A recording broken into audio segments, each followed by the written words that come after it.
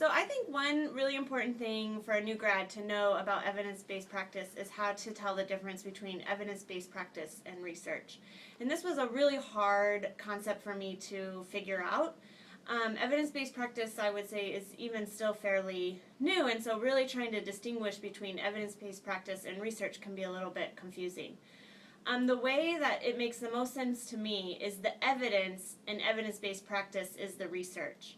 And so in order to use evidence-based practice, you have to be able to read all of the research studies, compile the findings, and then base your practice off of that research or evidence.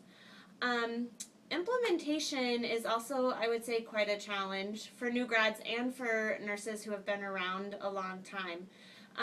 Problems with implementation, I think one is it's confusing to try to read all of the research and determine what is the best evidence. Many studies will be conflicting, and so you need somebody who's able to kind of look at the critique of the research to really be able to determine what would be the best evidence-based practice, what would be the best nursing practice based on that research. So implementation, I think, can be slow.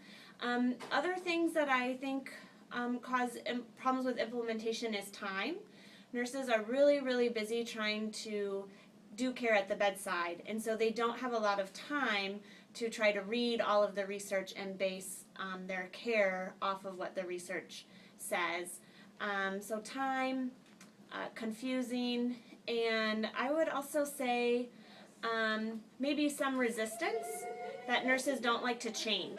And so when something new comes about, they seem to want to be resistant to what is new. It's hard for them to change. So I would say those are maybe 3 things that would be barriers to implementation of evidence-based practice.